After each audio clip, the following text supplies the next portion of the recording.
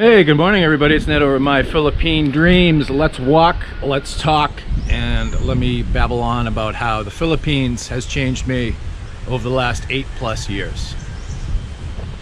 Alright, I know Bud Brown did a video on this a while back talking about how his time in the Philippines has changed him. I never actually watched that video, but knowing how positive and well developed Bud Brown is, I'm sure it's changed him in a number of positive ways. So what I'm going to do now, as I walk and I talk and I babble forth, I'm going to talk about the ways the Philippines, the last 8+ years, have changed me. We're going to talk about the mental, the physical, and the spiritual as we walk through this area and hope we're on the main roads and not cutting across anybody's property. All right, let's first talk about the mental stuff. And it's hard talking about personal character flaws. I mean, my ego isn't too developed, so I really don't care about too much what other people think and stuff. But it's hard to admit our flaws. And one of the things that I've had a very difficult time with in the Philippines is just controlling my frustration. On a day-to-day, sometimes hour-by-hour basis, the things that happen here with the brownouts, the burning trash, the traffic, the crazy driving, the lack of stock when you're running errands and trying to accomplish anything. I've just had a hard time dealing with it. And in interacting with a lot of other foreigners, a lot of other foreigners express the same issues. It's just hard dealing with it. You would think that it would behoove me to try to develop my coping skills. In recovery, when I was working, I was a program director in a number of recovery programs. We called it the broken cope, people unable to cope and to deal with the situation.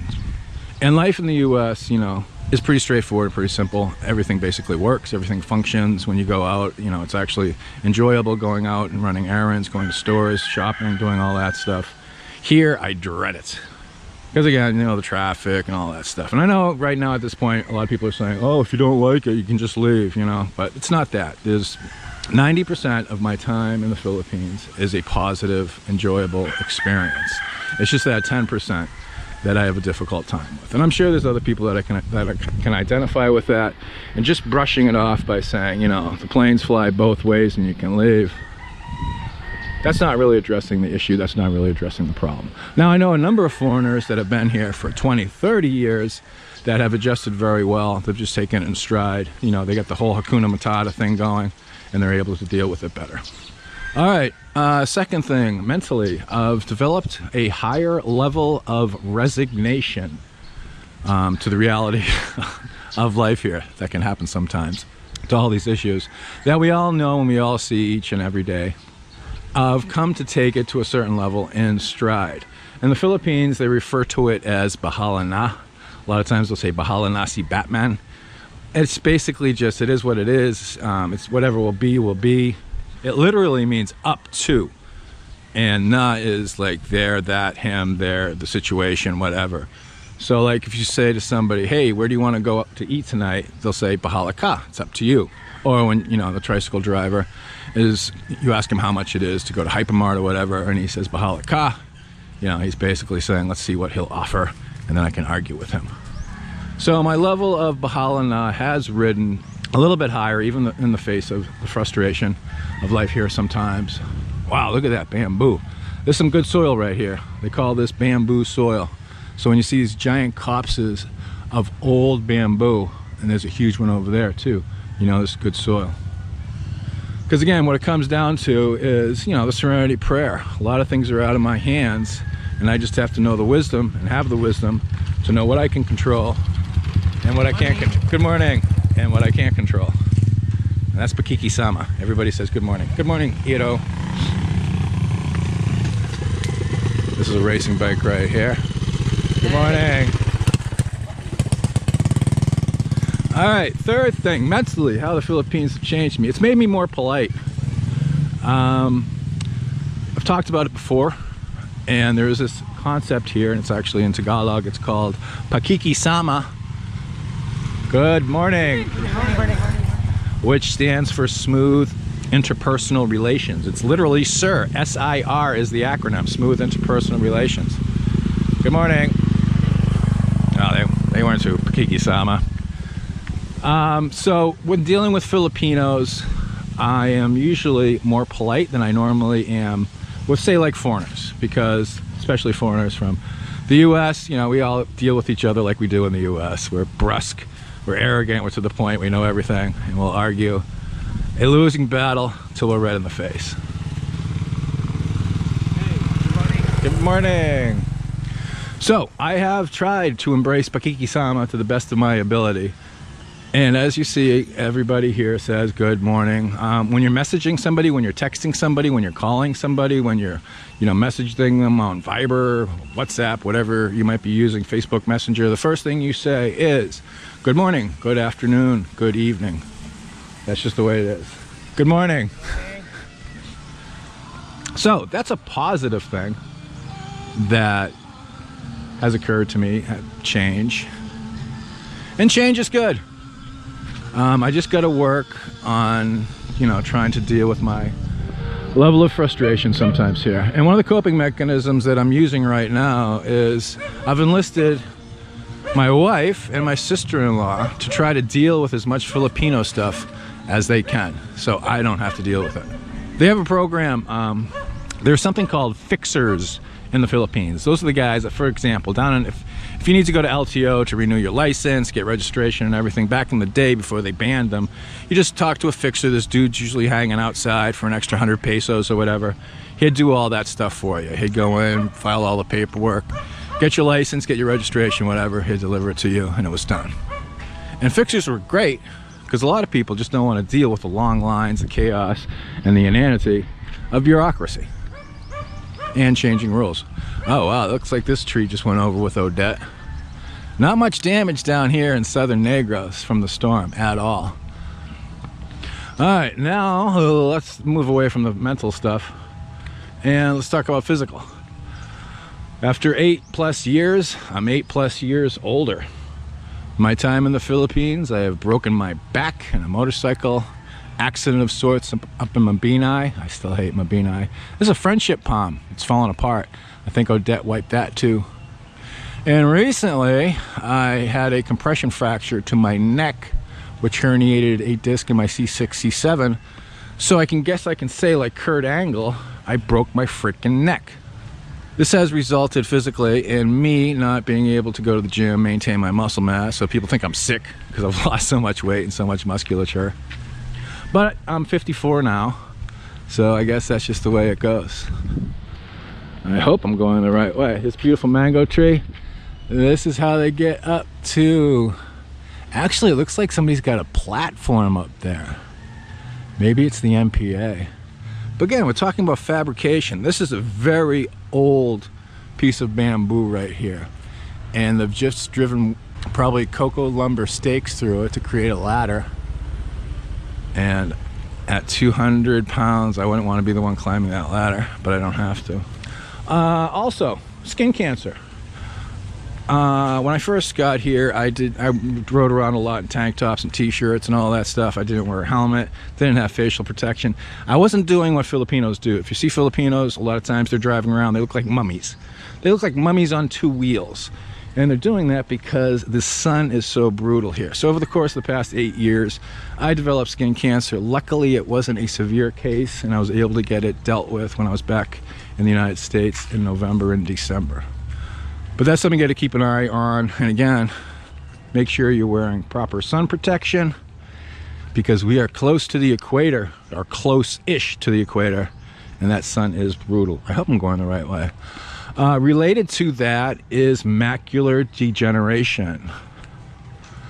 I have a propensity genetically for macular degeneration.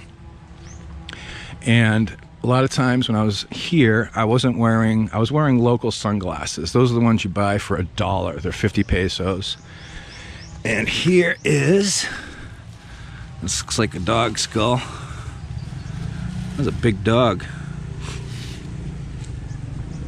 That's my script. So I was wearing the cheap sunglasses. They don't have proper UV protection. And driving around in the sun, I got a bit of macular degeneration, which isn't a good thing. Let's go through here. I think I'm heading in the right direction. I've noticed it mostly driving at night. I actually, even though I had laser surgery on my eyes to, correct my vision to 20/20, this was like 7 years ago, it has deteriorated. So at night, I have some prescription glasses that I wear because, with the insanity of driving at night here, people not having their lights on, there's no like real street lights and stuff. I need all the help I can get to avoid running into or over anybody. So physically, those are the biggest changes I've experienced while in the Philippines. We're cutting through somebody's farmland right now. You can see this is actually the furrows, and I'm sure they didn't have a diesel plow coming through here. I'm sure it was just a carabao dragging the plow behind it. That's the way they do it. It's very green, it's very eco-friendly. All right, so let's now, as we're getting closer back to the resort, I hope this camera's on. I don't even know. Let's talk about the final thing, the third aspect of one's existence: mind, body, and spirit. Let's get to spirituality. Now, spirituality to me doesn't have to, be religion or anything. I define it, and to me, it is something connecting to something greater than yourself. When you're single, you basically just got to worry about yourself. You're taking care of all your own immediate needs, when and how you want to do it. And I have connected with something greater than myself because I met a wonderful woman. I spent a long time courting her. She kept me in the friend zone for quite a while, which she loved reminding me of. And we got married, and I now have a 16-month-old baby girl. So other than, the usual platitudes of, oh, our lives are no longer our own, which is true because we got a kid, the journey to that has been amazing, and it's been incredibly rewarding. It's been very fulfilling. Just seeing the miracle of life happen, right in front of you through the birth of a child. This is the first time I'm married. This is the first time I've had a child. And then just seeing them develop, seeing them grow, feeling that connection bloom like a beautiful flower. It's just really out of this world, and it's basically indescribable. Words really can't describe how that feels. So that's the biggest thing, and that's actually one of the greatest things that's ever happened to me in my life. I got really, really lucky. It wasn't because I was extremely handsome, incredibly good looking, incredibly intelligent, charming, rugged, any of those things. I was just in the right place at the right time, and I got really lucky. I was very fortunate. And even with Zoe, she's been healthy, she's developing well, she's got new tricks every day, and it's just been a beautiful experience. And finally, let's talk about gratitude, the attitude of gratitude. I took my life for granted for about the first 20 years of my life. When I was 20 years old, I was in the military, airborne, and we deployed to Central America. We went to Honduras, and we spent some time in other places like Nicaragua. And that was the first time I was able to actually see real poverty. We were in a developing nation. I had taken everything for granted that I had, the opportunities, the education, the stores stacked with food, never going hungry, never wanting. Oh, I just stepped on a freaking thorn. And going down to Central America was a real eye-opener for me. A lot of what I have isn't because I'm smart, again, isn't because I'm good looking, isn't because I have a scintillating personality, or I'm charming or witty. It's because I won a genetic roll of the dice, which allowed me to be born into a first world country, to a good family. I've never experienced poverty, I've never experienced want, and I've had all the opportunities in the world that I could ever want, even though some of them I spurned and turned my nose down at. And as, for example, Odette recently underscored, as I was going from Cebu to the southern part of the island in a taxi right after Odette, when basically a two-lane highway was one lane and a lot of it was washed out, And we went by Car, and we went by Alcoy, and everything was just devastated. The concrete houses were still there. They just didn't have roofs. But as you know, we came through this area right here. This is a squatter area. A lot of people got NEPA houses back there. Those were gone. It was just complete devastation.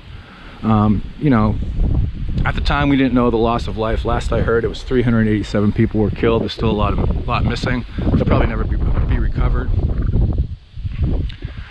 The physical destruction was just something that I hadn't seen. It was a wasteland as we were heading south towards Liloan, so I could get back home to my family. And what were the Filipinos doing? They were just going around picking up ceiling panels, smiling, laughing, making the best of a bad situation.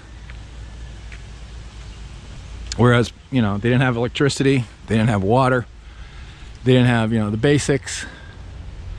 And I have never experienced that. So the past 8 years have made me appreciate the opportunities that I have had solely based on where I was born and what color my passport is. Alright, so I didn't get too deep into this because I was walking and talking and trying not to cut across people's property at the same time. But those are some of the ways in which the Philippines has changed me. My wife is outside the resort compound waiting for me. So what are your experiences? I mean, there's a comment section down there. What have you had difficulty dealing with? How has the Philippines affected you? What have you had difficulties with? What have you had successes with? What do you appreciate? What do you love? What do you care about? What are you passionate about? Leave it down in the comment section. So until next time, this is Ned. And Puppies, Rainbows, Unicorns, and Sweetwater Resorts for All. We'll see you next time on My Philippine Dreams. Bye.